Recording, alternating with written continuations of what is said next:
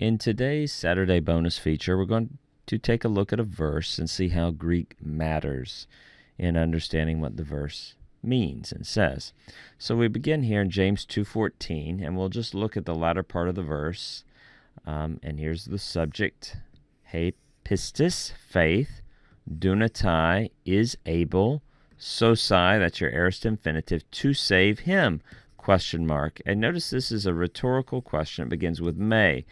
And when a rhetorical question in Greek begins with may, the author is usually indicating that the answer to this is no.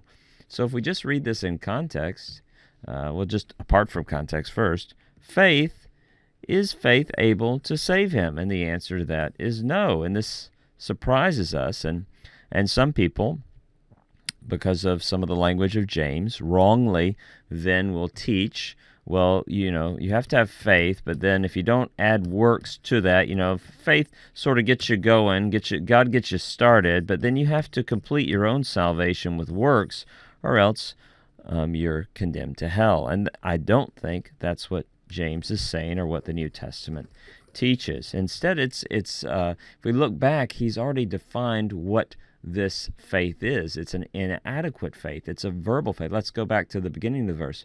What is the profit? What's the use, my brothers, if faith someone says to have? So look at that. Faith there is not trusting relationship, but is simply a verbal claim. Someone claims to have faith. This isn't even real faith, as James is going to tells us this is dead faith.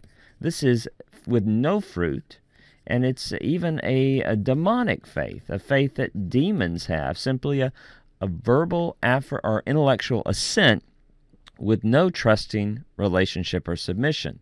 So we go through here. What's the profit, my brothers, if someone says to have faith, someone says they have faith, they claim to have faith, but works they don't have, question mark.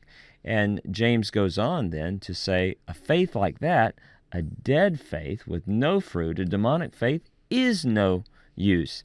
And thus the question at the end makes a lot of sense here.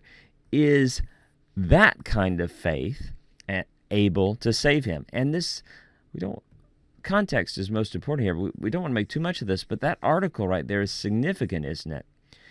Now, normally we do have abstract nouns occurring with the article, but context is everything. And we've spoken about faith up above without the article, and then we hook that kind of faith again here in the latter part of the verse, saying, the faith I spoke of up above, that simply verbal affirmation faith, the claim to faith that isn't real faith, is